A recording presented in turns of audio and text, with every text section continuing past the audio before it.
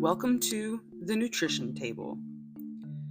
This is an ambitious strength podcast built to kick down nutrition barriers for everyday humans, such as knowledge, time, and money.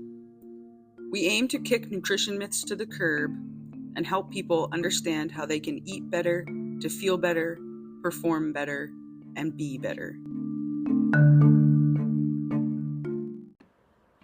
What is up, everyone? This podcast you're about to listen to, I brought on fellow trainer Tyler, who works at MetFit, also works at Vim in Cambridge. Tyler and I don't have too many similar circles, but I think some of our circles cross over a bit. So I wanted to just sit and chat with Tyler, talk a little bit of shop, talk some training theory. Tyler and I plan to bring you a couple podcast episodes with a bit more education as we go, but for now, enjoy the listen and let me know what you think. Don't forget to subscribe to the podcast. A lot of athletes they see that you're there, people are talking. You're obviously that's more of a powerlifting gym, so you're getting busy through that, which is fucking awesome. It's I have a hard time getting busy over there because it's referral based, but my clients are far and few, and then I'm far and few. Being there because I only coach on the weekends. Only at MetFit on the weekends? Yeah. Because during the week, I might be at MetFit to lift. Yeah. But like people like Carmen, Elaine, Darna, like they're my clients. Yeah. They don't train with me though, so I only get busy if they talk to people like, oh wow, you look good, or how'd you learn that? It's like, oh, I work with Tyler. Yeah. Because that's gotten me people. Right. But then my two dudes and then Shane, it's like I only train them for that brief hour, and we know there's no one there. Yeah. Yeah. And they're not there. No, all three of them don't work out at that gym. They only come and see me on the weekend. Interesting. So it's like they're also not telling. Like there's no one to tell if they're doing stuff. Where are they at the rest of the week? Simon goes to Encompass in Marlboro. Yep. Mike lives in Jamaica Plain, so I think he goes to what's that fancy gym? I think he goes to an Equinox. Okay. I think. Or a Lifetime or something like that. And then Shane lives in Waltham. So he goes to this like new Waltham Athletic Center or something that just opened up, which is actually a nasty gym. He showed me pictures because I had to program it for it. Yeah. Sick. Has an upstairs and a downstairs. Whole downstairs is nothing but like powerlifting and racks and shit. Oh, sick. Yeah. I was like, oh, okay, cool. The whole upstairs is like cardio machines. Bodybuilding shit upstairs, and then like the cool shit's downstairs. Like, all the powerlifting. I'll come fucking train you at that gym, bro. Have you ever trained at a Cambridge YMCA? No. They have a whole room like dedicated to powerlifting. No shit. Yeah, it's literally just like a room with 3 racks. It's like rubber everywhere. It's pretty sick. That's cool. Yeah. No, because that's like our only competition. Cambridge YMCA. Yeah. Oh yeah, you're in Cambridge for me. I'm in Central. That's like the only thing that like is really near us. That's why everyone comes to us, or they work out at the college gyms. Did you guys get a lot when BSC closed down there? Mm-hmm. Yeah, you guys got everyone at that. And now we're getting all the equipment. Like, we just ordered a pendulum. Yeah. Because my boss knows shit. So I'm like, hey, I want a pendulum. He's like, what the fuck's that? And then, like, I tell him. Listen up, buddy. And then he's like, oh, yeah, okay, cool. That sounds nice. You getting, like, one of the free-armed ones? Oh. He buys me whatever I want. Yeah. Buys me whatever I want. I got 2 brand new Elite FTS racks. So now we have 7 power racks. Because I'm like, Brett, it's really busy. People are like literally waiting in line for racks. You don't want that. I was like, get 2 more racks. It's like builds just so much more equity in that gym with all the specialty bars and 3 platforms and all that shit. Yeah. People love that. You get people moving through faster. It's better too. We have a lot of women and men who are like powerlifting, Olympic lifting at that gym now. That's crazy. I remember when Vim opened in Central Square. Dude, wild. Nothing. A while ago. Nothing like that. No. It used to be a bunch of fucking nerds. Oh. Coming in and casually lifting. Literally. Like even now, you just see them all on their phones, like kind of lifting or ego lifting. Yeah. And you're like, oh, bro. Like, it seems like one of those studios. You know what I mean? Kinda. Yeah. Kinda. It was until I've been there for the last 7 years and fucking turned it around. Yeah. It's cool though. That BSC was horrible. No, I can only imagine the clients you got from there. Some fucking wild people who come to my God. Central Square is a mess. Central Square is an absolute mess. It's starting to get better though. It is. They're trying. Oh, I'm sure there's more money going into it. Yeah. Well, they're trying to clean the streets up because it looks super bad with all the fucking homeless people. It's all the same people too. Mass app is always just scary. Can be. Yeah. It can be. I've had a couple of people run up to me and I'm like, back the fuck off, dude. People just like sitting on, I remember this one guy was just like sitting on an egg crate, just like absolutely just like folded over. Yeah. No, like, that's how. Alive. Yeah. They just, they just go into like little crevices and just pass the fuck out. I pass by them all the time. You're just like, what the fuck, dude? They're harmless, but... No, they don't care. They all want money to either go hit up the McDonald's or they go get booze. Yeah. That's it. Right in front of the liquor store, too, yeah. Yeah, there's so many liquor stores right there. It's like, dude, a couple bucks, go buy some nips. That's all they need. That's all a couple bucks, go to the McDonald's. That's what they do. Buy a 40. Yeah, kind of, dude. Like, that's literally what they do. That's literally it. It's so bad. There's sharp containers, It's like, here's your recycling, here's your trash, here's your sharps. It's like, what the fuck is this? That shouldn't be a thing. Yeah, they have a bunch of them everywhere. They're like, yeah, keep the streets clean. I mean, that makes because the people using them are gonna, be like, let me put this right in here, yeah. No, they're always all over the ground, dude. It always made more sense to me with, like, in the bathrooms for, like, diabetics and stuff, right? But, like, just right out on the street. The average person, dude, they don't care. I get it, but I don't. Like, how many are actually ending up in there? You know what I mean? None. Trash. Probably trash. Exactly. They're like, what's this red one? Yeah. Just ignore it. Do you have a podcast now? I do. Oh, that's sick. Yeah. Nice. Yeah. I started it with nutrition. Started talking about nutrition. Smart. Now I'm kind of just branching out, chatting with people. Yeah, get people on it. Why not? That's awesome. Yeah. Cool. It's pretty sick. Yeah, I know we were shooting the shit about that, and you're like, oh yeah, podcast. Yeah. It's fun. I haven't done much podcasting with like other people, so. Okay, I've only been on one podcast, and that was my buddy's like months ago, or not months ago. It was like 2 years ago. We were just shooting the shit. Yeah, that's the plan here. Yeah, that's. I figure we just like talk about your training and whatnot. Cool. Let's start with all that. Cool. Yeah, how'd you get into training? Jesus, what was that?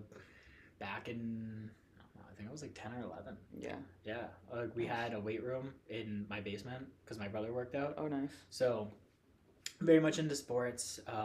Obviously, maybe it's not obvious, but I used to watch professional wrestling. Nice. So all the professional wrestlers, like, they lift. Yeah. So it's like, oh, I want to do that. Like, I should probably work out. Started doing that, fucking around with my friends who also liked wrestling and shit. So we started working out. Around the end of middle school, we started doing actual wrestling.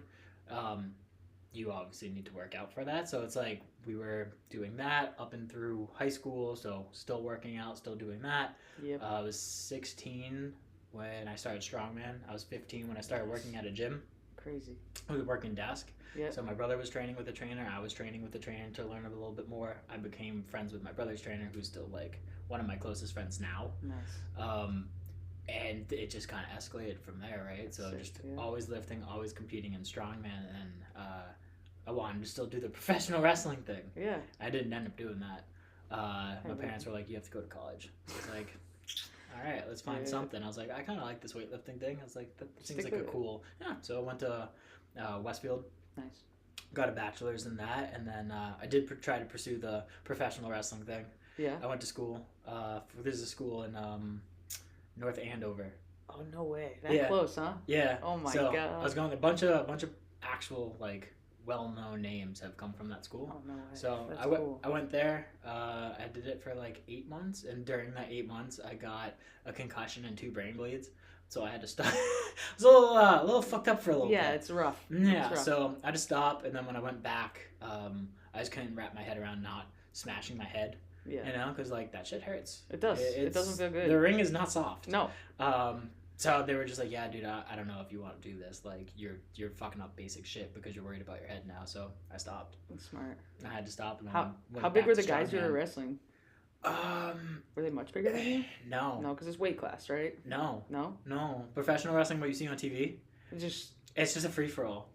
Yeah, no. So people... So you could have been up against someone who's like 240. Yeah, well, it really had to just do with the knowledge you had about the sport. Because the whole thing is getting whatever moves across to make it look real, but it's like you're protecting the person even though you're beating the shit out of them. Right. So in practice, like a lot of stuff you either did on your own or like I never got into like super high tech moves and stuff, and they would try to pair normal people against you, right? Yeah, like that wouldn't verse some like fucking 7 foot, 200-pound guy. Yeah, they wouldn't just like throw you to the wolves. Yeah, no, everyone was like around my size. Some were in shape, some weren't, some were in better shape, whatever.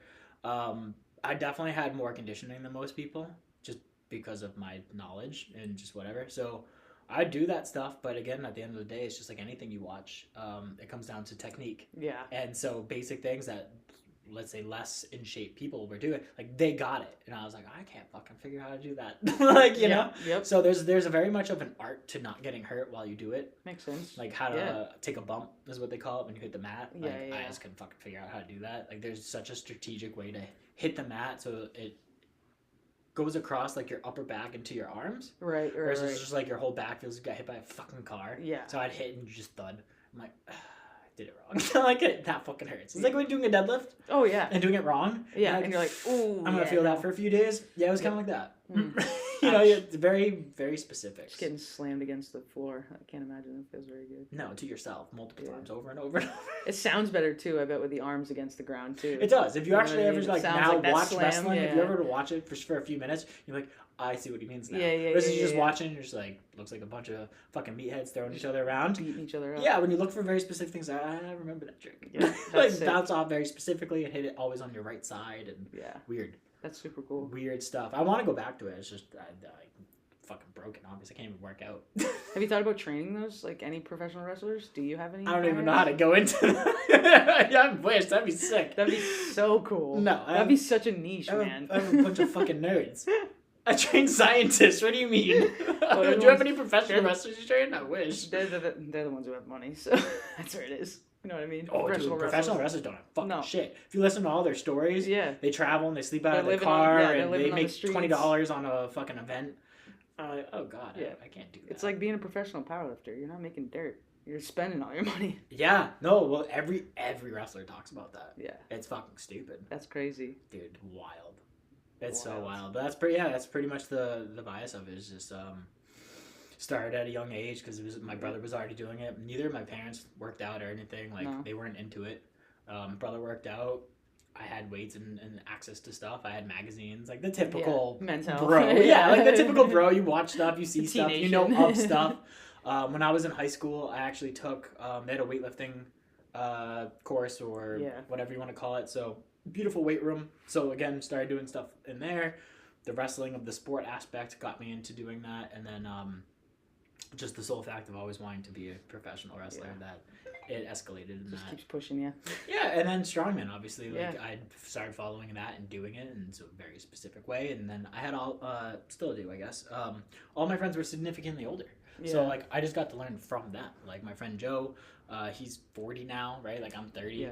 So it's like I had all these years of experience with other people. So through strongman, I had all these older friends who were like 5 to 10 years older than me. And have been powerlifting or lifting anyway. Just lifting, just lifting. Usually either just lifting or in the sport or whatever. So it's like I just came up with those people, and so I got a better feel when I was working out with them or the knowledge base, and then the more I was like, okay, cool, I want to learn this shit. It kind of escalated from there. Yeah. You know? Yep. So there's more of that. Nice. Yeah. Now we're here. You still competing, strongman? No, I think I have to be done. Uh-oh. No more brain bleeds, I hope. No, dude, fuck that. No, it was somewhat. My last one was in May. Yeah. When I saw you. So I took second, qualified for nationals of next year. Yeah. Yeah, I'm not doing that. Like I'm getting surgery at the end of January on my hip. Yep. So I can't commit to it. I just can't. It's just it's a very grueling sport, and I did it for like 15 years. And now I'm beat the fuck up. Dude. Yeah. And we're 30. Like that's not okay. No. So right now we're just trying to get big. Yeah. Bodybuild, and even then, like I'm trying to bodybuild, and I can't even push it on certain days. Like I went to the gym yesterday, and just everything felt shitty. I was trying to front squat, and I'm like so far in extension that my front squat didn't look good. So then I tried to do it to a box, and I tried to stay so upright, started to bother my knee. Yeah. And then just playing seesaw with each of these. Yeah, and then I was trying to do Bulgarian split squats with the safety bar, but based off of the setup at Encompass, it's very different. So I didn't have the nice the pad or whatever to do them on. So I had my foot on a box, and like that just didn't feel good. So then I had to do fucking split stance under a Smith. And go really slow to hit the quads. Like it's one of those things. Like some days I can't hinge. Like certain days I just can't hinge. It don't feel good. You're just stuck. Yeah. Kinda. But like yesterday was a day I was able to. Yeah. I took 70s for a ride and just went super slow for 15. And I was like, okay, these feel good. I can feel my hips and glutes opening as I go through the motion. That's good. It's important. That's what you want. There's days I can't. Yeah. There's days I'm like, oh, this is only in my back. Okay, we're not doing that today. Straight up low back. Yeah, for the last 4 months, I haven't been able to do chest and shoulders because I had something going on with my left shoulder. Oh, yeah. The second you go overhead, you're just going to extend. Well, it wasn't even that. I think just from all the stuff, all the muscles, everything just tightened up in here, and that first rib and underneath the collarbone got so tight that it was restricting certain motions with my shoulder. So as I came down into like an incline bench, I'd get like weird pinching in here and back here. And I had one of my buddies over at my gym who works with that kind of stuff. He dug into me and did a bunch of different stuff, and he freed me up to the point where this past Tuesday I did incline bench for the first time with no pain. And I was like, huh.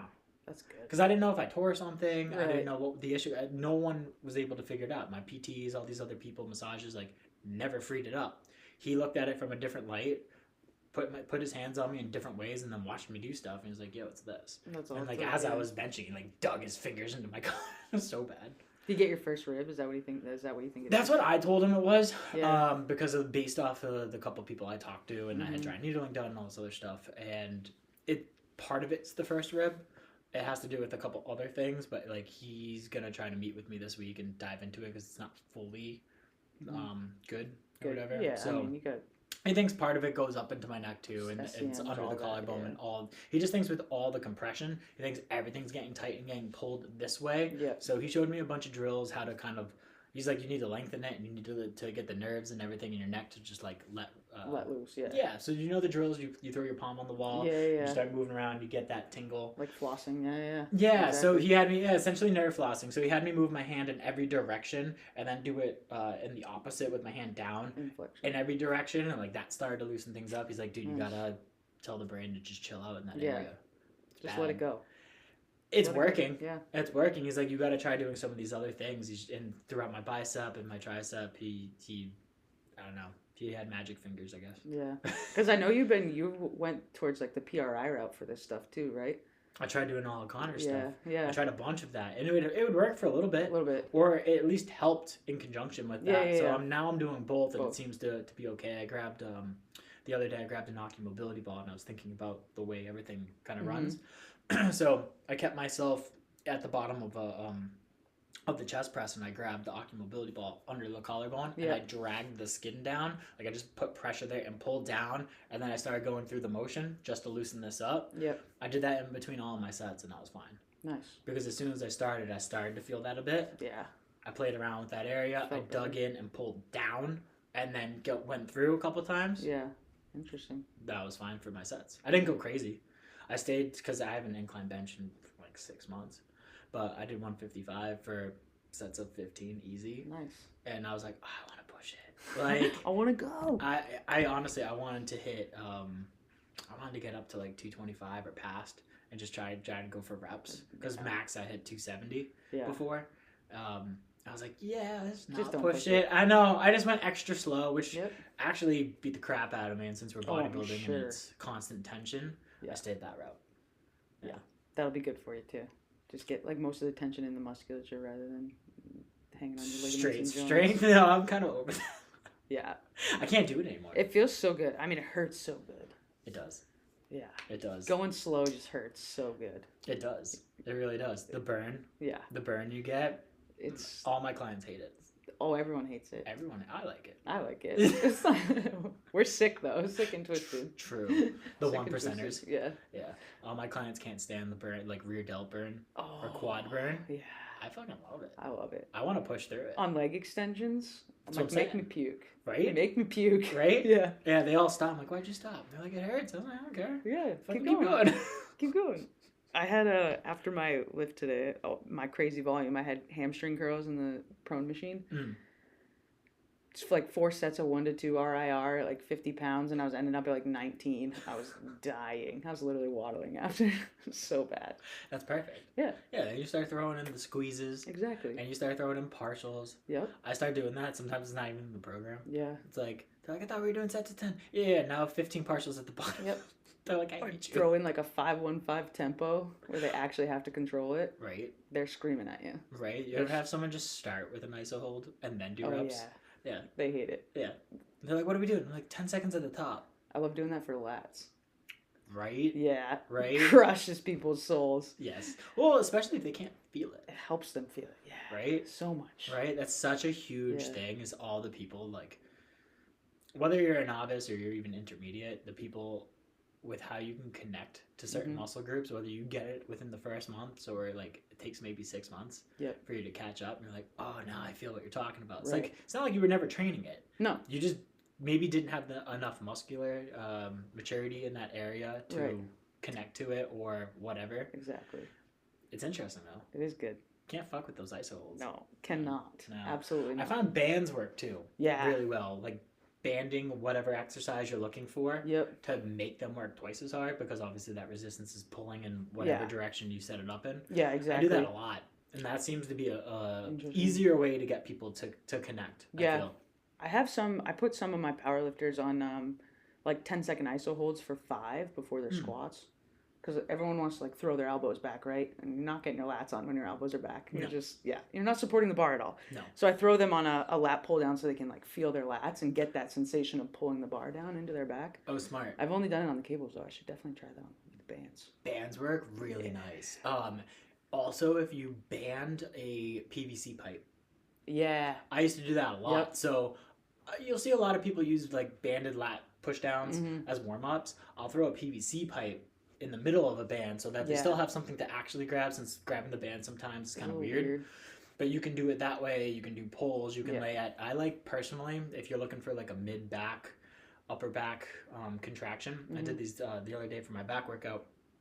Go on like you can do it with bands or cables. Lay on a chest supported incline. Set the cables all the way to the top. And then do, I call them W pulls. I don't know if they have a real name. It's still a lat pull down, but you're at that angle. Yeah.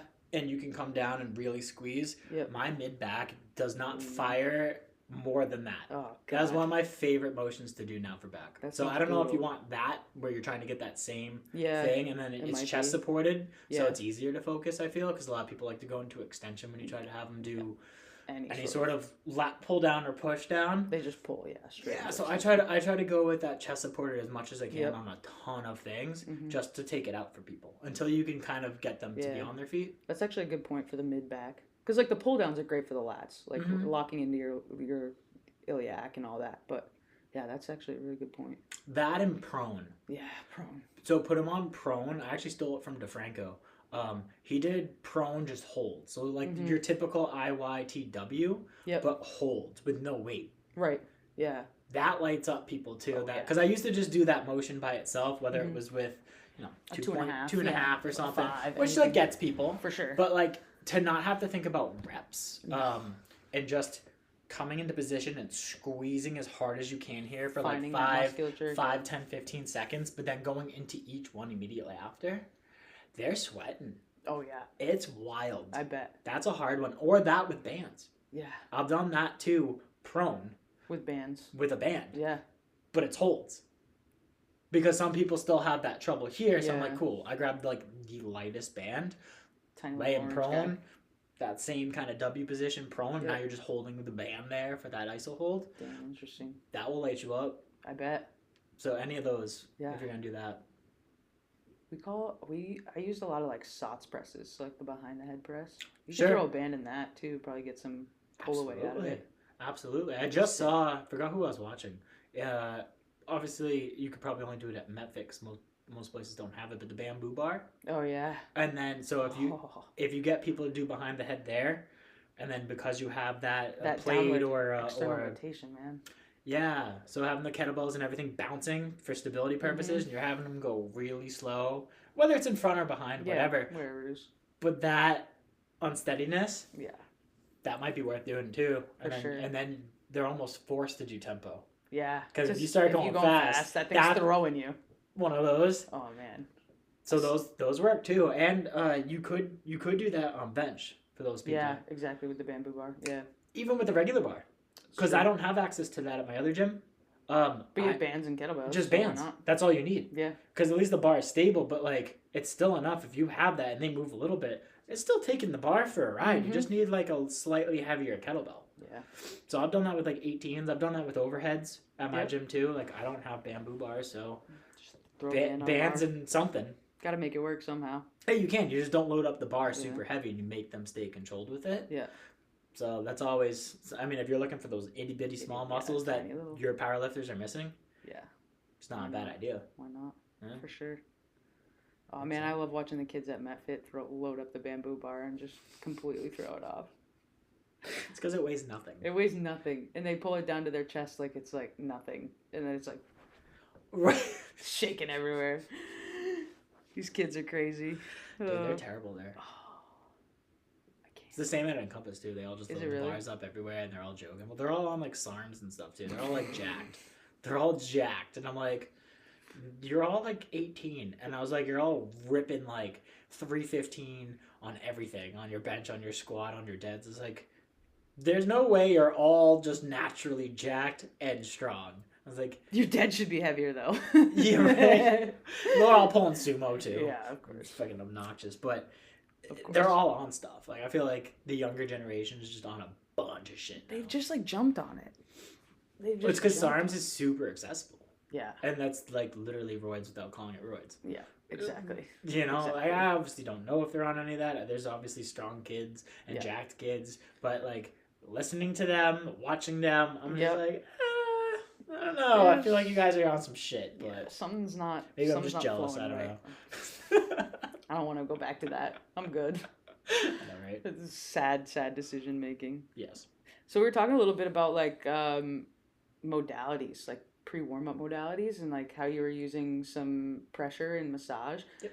Maybe we can just chat about like what you recommend to your clients too, because it sounds like you use a good dose of like 50-50 positional work plus some massage. I know that's like a big hot topic in the fitness industry. So like, what are your thoughts?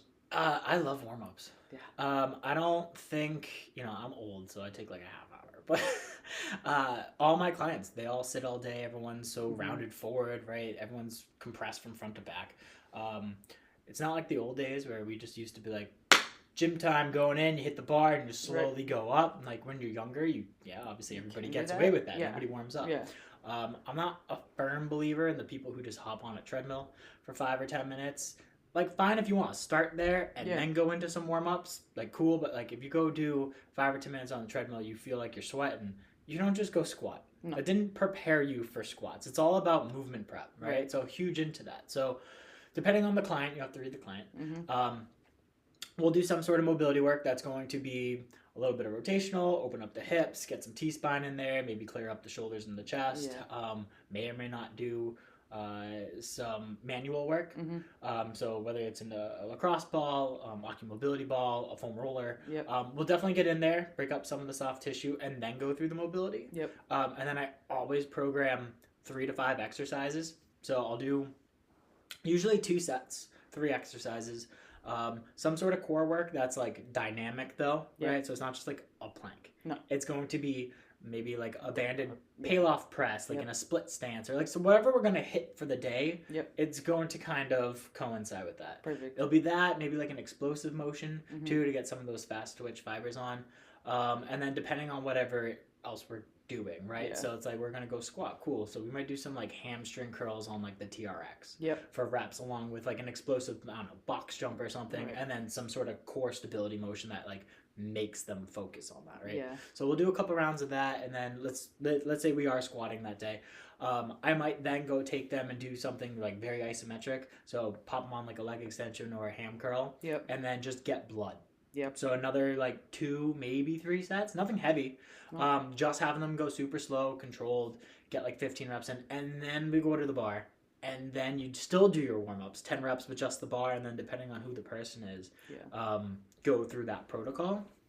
But no matter who it is, whether it's myself or clients, it's always, like I said, 2 or 3 actual movement prep, functional type movements, and then whatever our main thing of the day is, right? So not everybody has like a compound first off the bat. So like programs will look slightly different. Like I train a 75-year-old, right? She's been with me forever. And sometimes we do compounds, sometimes we don't. But no matter what, like we'll spend, because she bikes a lot. She does like 20-something miles and she's retired. So like she's very, very tight and does not do anything on her own. So the first 15 minutes is us just making sure that we can foam roll. So foam roll the crap out of her quads, do a bunch of hip mobility, and then again, abs or kettlebell swings or something explosive, something that's going to coincide with whatever we're doing, full body, temperature going up, and then we go into our stuff. But someone like that, it's like, sure, I could just throw her in and go right into like machines or something. She'd probably be fine. I know she's not doing the things on her own. She always complains about her knees, whether it's arthritis or not. We don't know. It doesn't matter. You gotta manage the symptoms. Yeah, but you watch her and she, you can clearly see she's limited in the hips. So it's like, we do manual work.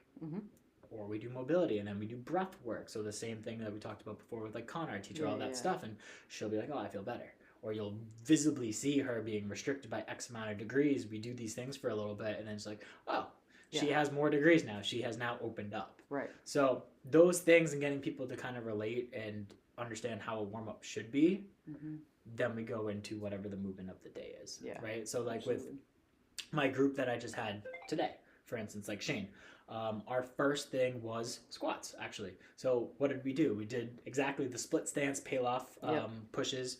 We had him do 3-way lunges, right? So forward lunge, side lunge, and reverse lunge on both legs for X amount of reps. And then I had him do box jumps. And then we literally went over to laying ham curl, single leg, 3 sets, 15. And then we started our process with the squats. And he felt great. Nice. So building that connection. I find that for squats and deads, doing something like a leg extension, something maybe glute specific, and then like a ham curl or whatever, I found that gets people going so much better into deadlifts. Yep. Or squats. Absolutely. I agree. I usually I do some like primer, pre-burn work with a lot of my powerlifters too. Sure. It all kind of depends on where they're dominant too. So like, just because, if I'm usually a bad example because I'm more hamstring dominant than most people. So for most people who are quad dominant, I'm probably throwing them on the hamstring machine so that they can activate their hamstrings. You just want to shorten them. Find that connection. Exactly. Kind of bias them into that position that I want them in. But the opposite can be true as well. So like if you have someone who is hamstring dominant, going to fire the quads up first might be a good help. Sure. It also just throws volume in there too. Like you want to grow, like there's just volume. Yep. Those drop sets. Dude, or it sucks when you get into upper body too and you start doing like pec flies and tricep push downs before you bench.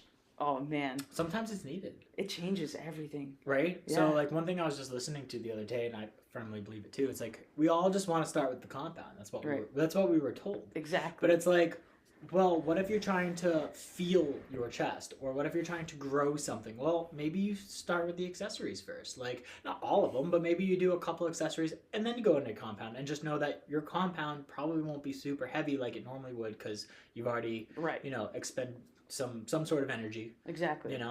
Or pre-fatigue. Yep. But it depends, right? Like, I've gone ahead and I've had programs, because I had questioned it before, where I've done a whole back workout and then I did deadlifts at the end for sets of 10.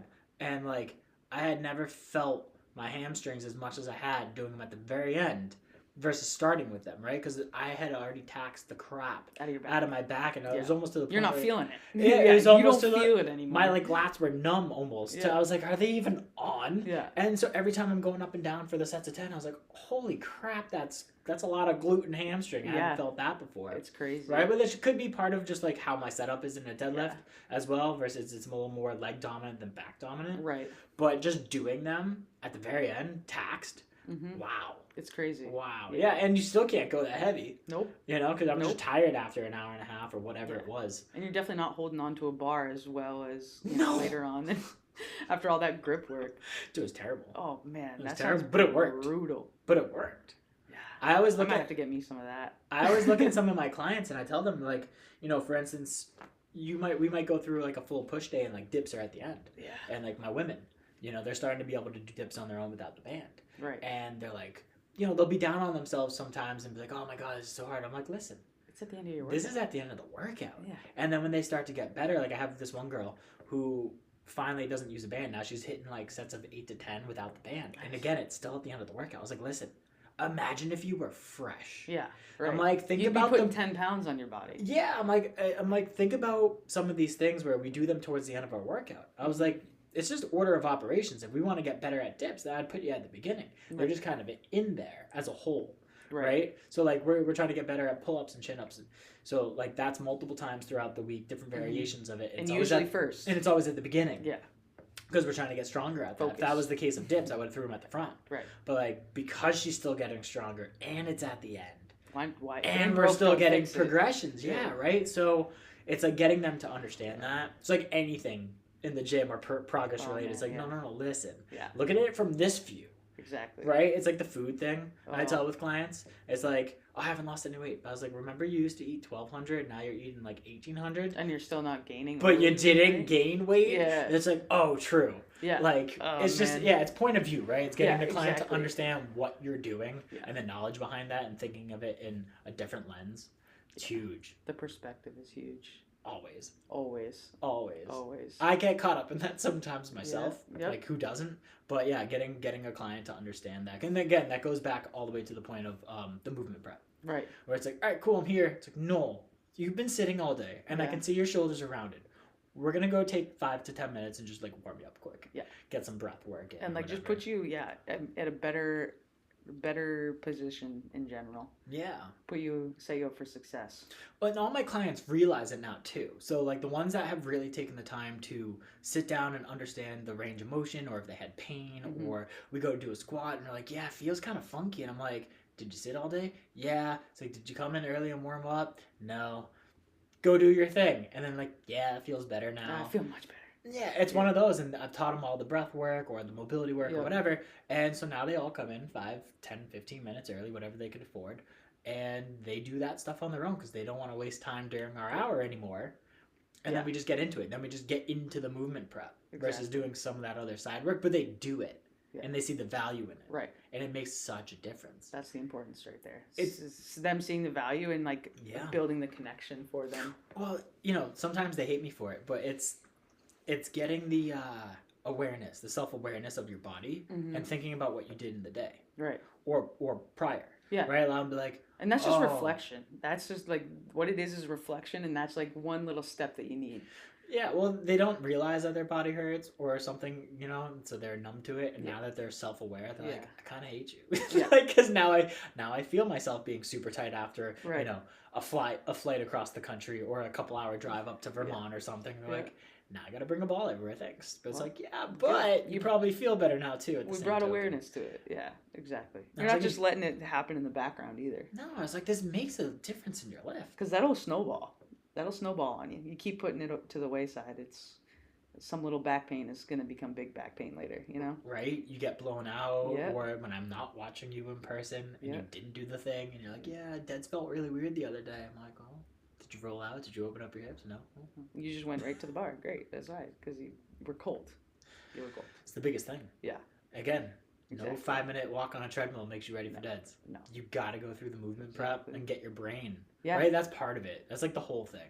We control that part of our brain. We're like, oh, no, I'm ready. So no. Motor patterns. Right. Your brain literally has to take the time to understand what you're doing, even though you think you know what you're doing. Yeah. That's huge. The visualization. Well, it all comes back and goes back. We both have afferent and efferent signals, right? Yep. You got to give your brain time to read what's happening and then give your body time to respond and send that message back. Right. So that you know what's going on. And that happens in... seconds. Milliseconds, It can't happen in milliseconds. It should happen in milliseconds. It should. Most people, maybe not. But no, they're too distracted. Yeah. I can't tell you how many clients I have who worry about, like, obnoxious things. Stupid stuff. Yeah. Am I gonna die? No. Have you ever seen anyone die? No. Shut up and lift. Yeah, just pick it up. It's far and few, but it tends to be a lot of my women clients. I feel handful of men, but it's always like I had a guy doing strict press the other day, and he was just like, "Oh yeah, I think my spine might explode." I'm like, "Can you just lift the bar?" I was like, "Stay braced. Yeah, you'll be fine." Take a deep breath. He's like, "Oh, I'm worried about leaning backwards and then just breaking my spine." I'm like, "That's not gonna happen." I was like, "It's just the bar. Just lift." Oh man, you lay on your belly on the bed, don't you? Like, you're just people don't put certain things together like that. Oh man, I know. It's like the knees. There's like some stuff going around on the internet. You know who Matt Wenning is? Yeah. He's posting stuff about like not having your knees over your toes or whatever. Sure. And people are like, "Do you walk downstairs, man?" Is he going? Is he going off like that's not okay to do? Yeah, he's like you should meet knees over toe guy. He's like a vertical shank type dude. You know? Sure. Yeah. Oh, it's so funny. I was reading some of that stuff this morning. It's hilarious. He's in that camp. Yeah. I used to be in that camp until I like really dove into it. I'm like, okay, knee flexion's fine. Like, again, you don't think about like normal stuff. You're like, oh, but you're loaded, so you gotta have a nice vertical shin. It's like, depending what you're doing. Right. Exactly. So some things are fine. Learn how to visit a camp and be able to leave it. Right. And go back to it if you need to. You know what I mean? You got it. You just have everything. You have to be in every camp. Every camp. Yeah. That's what it is. But it's the people who are so far one way or the other. Yeah. I was like, no, you can't do that. So you're just like, fuck, I can't. You look gone. Yeah. I know. And it's like, yes, sure. Having your knees stay stacked over your heels at some points is fantastic. Yeah. Especially for someone who's just coming back from an ACL surgery. You know what I mean? Or whatever, yeah. Yeah. Or like any sort of knee pain. But eventually, isn't that something that we want to address? Yeah. Yeah, like if they don't have like... do go over our toes. They should. I mean, when you're going downstairs, they definitely do. That's true. Like properly, right? Unless you're going sideways. I actually sit in the chair and just take it downstairs. See y'all. Catch me at the bottom. I actually don't walk down the stairs. I jump. I ride the rail. Plyometrics. Oh God. Yeah, no, I agree with that. It's one of those things where you have to teach the people. Oh, 100%. And what's okay and what's not, and all the bullshit that's on the internet. Yeah. Mm-hmm. I mean, I'm sure I've lived in the camp of like everyone has to foam roll. I've also lived in the camp that like no one needs to foam roll. Sure. So it's like you change your perspective and then you end up in the middle somewhere. Yeah, 100%. I feel like that's like the whole fitness industry in a nutshell, or just us as coaches. I feel like anyway. No, it's definitely both. Yeah, it's definitely both. The fitness industry, if you watch and probably if you took like 5 or 10 different pages and really looked at what they were applying, like they're one way or the other. Yeah. And then they contradict each other. Oh, 100%. But yeah, I mean, so does research. You look at it and it's like research supports this, it doesn't support this, but. On the other hand, it's the reverse and opposite. So always. Yeah. No.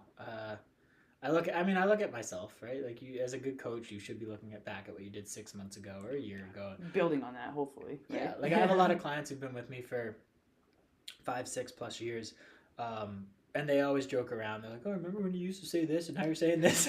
I'm like, "Well, shut up." I learned, and I learned new things. I learned better things, and so my opinion has changed on those human, guys. things. Yeah, but it's like that's the whole point, right? Like you shouldn't have the same program that you did like from year one. Like I look back at all my stuff even from a few months ago, and it's just like, oh right, well that was stupid. Yeah, because you just keep learning and you 100%. Just keep adjusting, and you're just like, oh, what made sense back then doesn't make sense now, right? Or whatever. And maybe you even come back to it 3 years later. Yes. I've done that so many times. Oh, so many times. Revisit an exercise, like, oh yeah, I remember. I used to program that one all the time. That's a good one. We should do that again.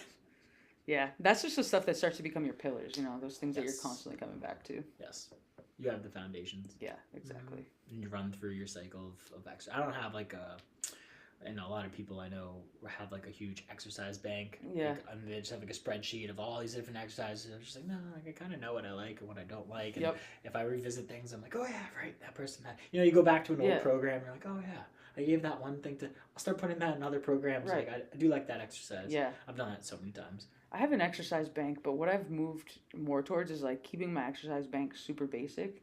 Because the basic movements that you have to alter for people are going to be very specific circumstances, right? And there's probably going to only be 3 to 5 clients that you'll ever have in your lifetime that you might need to make that switch to. So I think that's like a good way to look at it. It's just like if I'm gonna change this and make some sort of crazy exercise, it needs to be certainly individualized.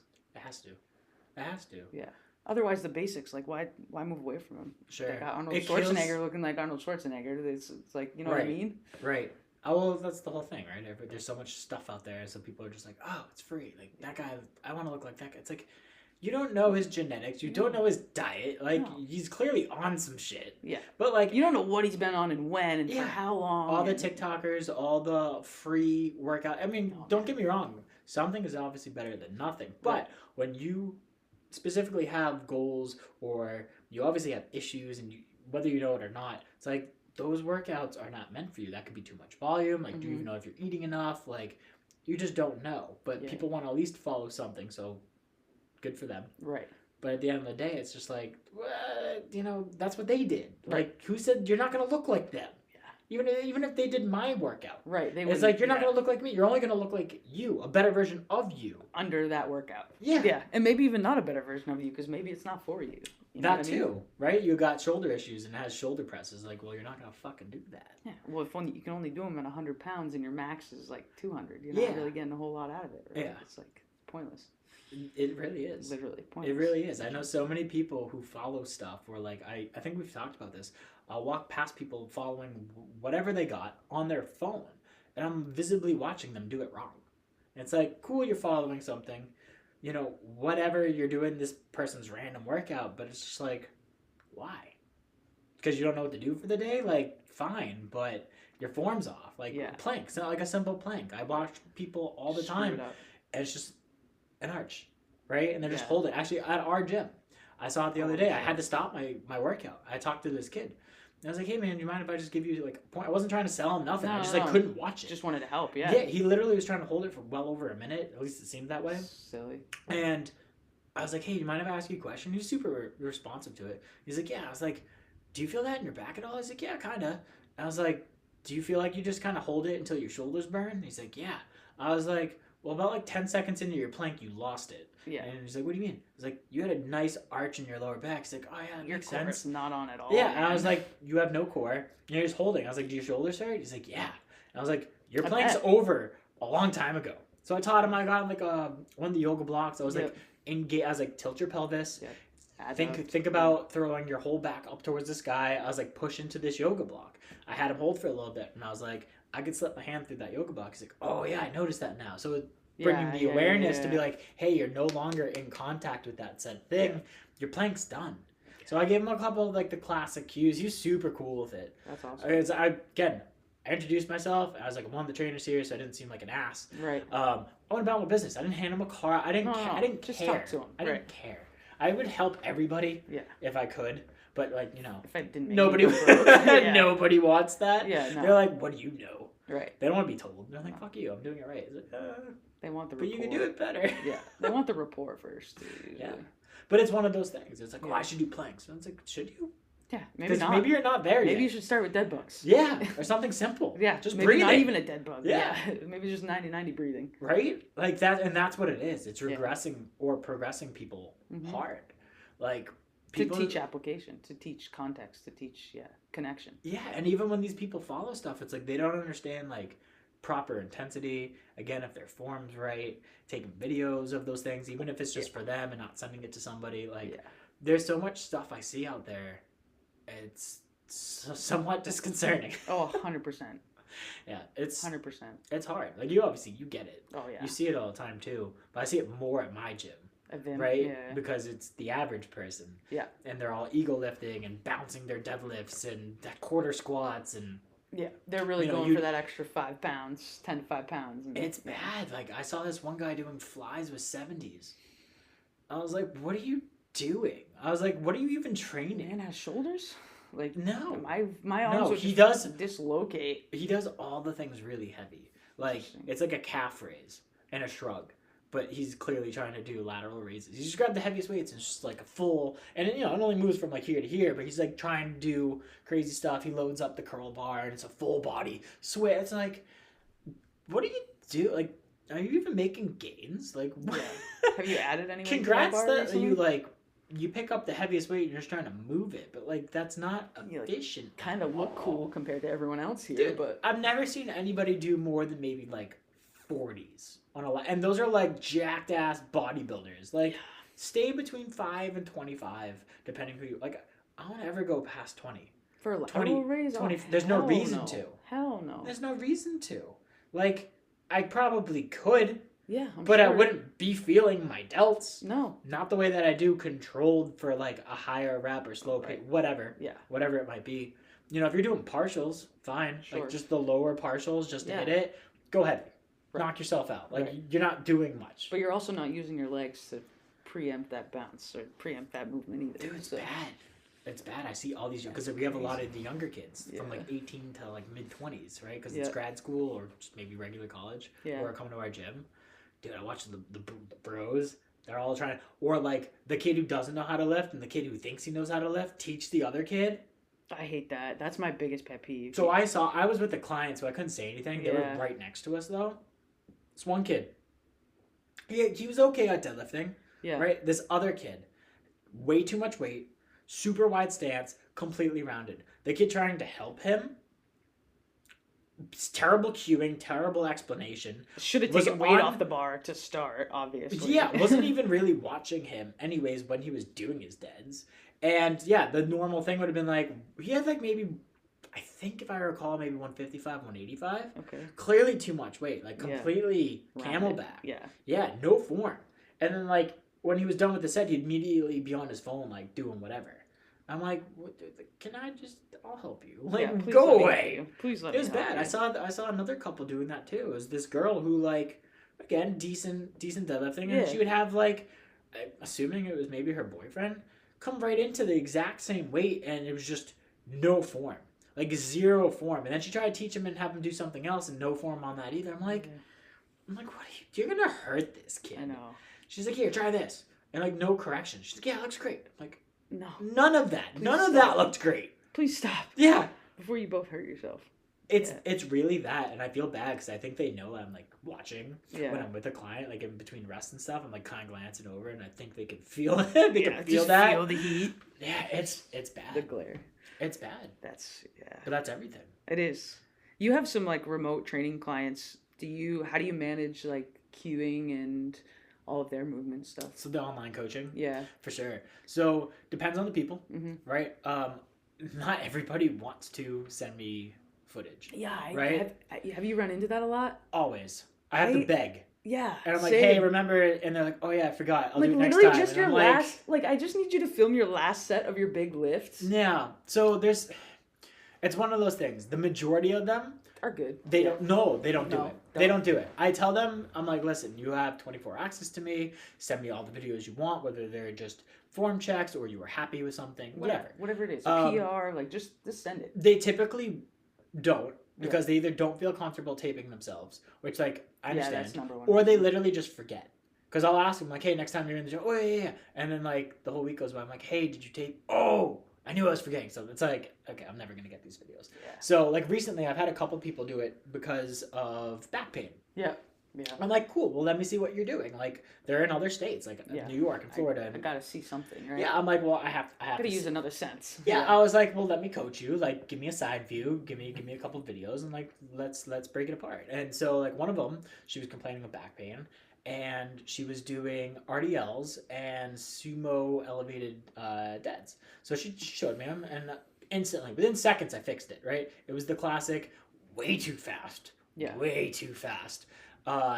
Getting away from her body, not engaging her core, the back is arched. And this is for both movements. It was very much the same exact thing on both. I gave the cues, told her to slow it down. Did I get a text later saying, hey, I no longer have that back pain. Thanks for the cues. It makes a lot of sense. Yeah. Done. Nice. Right? Yeah. Simple enough. Another one, same deal. It's like, hey, let me see X, Y, and Z. It's like, okay, cool. You're very much arching forward. Like, we need to be making sure we're doing the hip mobility, all the stuff that you and I just literally talked about. It's like, here, make these couple cues. Like, put a box behind you and like, let's get to depth. You know, lower the weight and let's go slower. Focus on bringing that core more. Like, do we need to regress the motion? Right? Like, just like the littlest thing. Or even my favorite's trap bar, because this happened on my guy today too. Right. Because of the difference with a regular barbell deadlift, like conventional, and trap bar. In the trap bar, because it's around you, I find that people are very much more squatty than hinging. Right? So we want the shoulders and knees in alignment, and you shove the butt back as much as you can. Right. I found, and this happened to my guy today. He does it every now and again. He's thinking, okay, he told me to pull my lats back, sit into it, whatever. But because of the way it's positioned, because you have the hands to the side, he's very tall. So now he's behind his chest. And I'm like, well, you're going to lose your power out of this. I was like, you'll get it up, but like you could watch how shaky it was. Right. And I was like, okay, cool. On your next set, keep the butt where it was, but just lean more forward so that shoulders are stacked, and then pull the lats. Right. Did it, cleaned up the thing real quick. Yeah. One of my clients, the one in Florida, same thing. It was the same thing. It was like, dude, you're very upright and you're behind your knees. You're getting away with it. Right. And some of those rogue bars, like the one that we have, Some of them are like just straight out flat, but they have those extra handles, like the one at MetFit, right? So you could be taller in those because it's so freaking high up. Yep.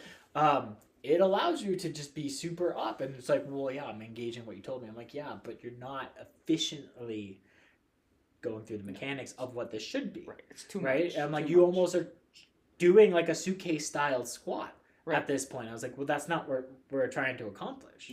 No, way too much quad. Yeah. It's more that than anything with these people. Yeah. So if I need to see something, I have them send it over. Like if I really need to see it, I always tell them, I was like, hey, listen, you can send me videos of every exercise as you want to. Some don't. Even the ones at MetFit. Like they're online coaching. So not all of them, but so the people I told you about earlier. Yeah. They'll do that. They'll send me videos. Obviously, I get the beauty of like if I'm lifting, I kind of glance over and see if they're doing stuff wrong. Yeah. But they'll do it. They're like, hey, is this what you meant? And they'll show me. Or like, hey, this looks great. Or like, hey, I did this much today. Yeah. Like whatever it might be, they'll send me videos. Good. Nice. Yeah. I get as much videos as I can from people if they're willing to send them. Some people just don't want to. And that's what they told me. They're like, hey, listen, nothing against you. I was like, okay, then do this for me. I was like, just take them. Don't send them to me. And look at them. Just watch them. Yeah. And understand what you're looking for. I even do that with my people I do see in person. Oh, absolutely. I'm when like, you're not listen. with me, videotape it so you can see. Yeah. Yeah. Yeah. I'm like, dude, I'm not a mind reader. I can't tell you what's wrong unless I see I it. can't even tell you what you feel. Yeah. You need to tell me what you feel. I was like, there could be so many scenarios here. Like, literally. I don't know. I need to see something in front of me. And then it's super easy to correct. Oh, 100%. You know, and then, because even the ones that I see in person sometimes, and I'm sure you get this, things look perfect. Perfect. And they're like, oh, but I feel it here. And it's like, oh, well, okay, we'll try this cue or try bracing harder or whatever. And they're like, oh, that cleaned it up. Yeah. Because sometimes visually, you'll see stuff and you don't see anything wrong. But they're like, but I feel this or whatever. Like, you know, my girlfriend did trap bar deadlift yesterday. Form, perfect. Right. But did she tell me, oh, hey, on the last rep, I kind of felt my back. Okay, that just means you let go of something. Because visually, I was like, that was a great set. Yeah, looked great. Clearly, she let go of lats or core or whatever. And at some point, did she use her lower back a little bit for stabilization? Yeah. Right? It's that nasty QL, just like, it feels kind of, there. You know, so it's that. But I always give all of my clients as much access, whatever they want to send to me, whether they take advantage of it or not. I can't tell people to do that. I can't force anybody at the end of the day to, you know, it's hard enough sometimes just to get people to remember to do actual check-ins, right? Taking pictures, doing the form. Sometimes I get one or the other. It's like, hey, I need pictures, or hey, you forgot the form. Yeah. Almost near damn impossible to get video footage too. So I tell people to. Yeah. If they have questions, you know, please send them over. Yeah, that's what I say. I'm like, whatever you want me to take a look at, send it. Yep. I'll look at anything you send me. A little different for you, just because most of your people are powerlifters. Yeah. So again, they're a little more competitive. They're more willing to do things. Yep. I have all Gen Pop. Yeah. My Gen Pop people, it's already a struggle to do the regular things. Yeah. So to add an additional thing where I'm like, hey, now let me see like your intensity or this or that. So I have to usually just do a bunch of questions to get to that part, or I'll do phone calls and be like, hey, this, and this. And then it's like, okay, well, would you send me a video? So I do what I can verbally or like through text or whatever. Usually, even before we start, I try to find whether I have my own videos or I can find really good videos through YouTube.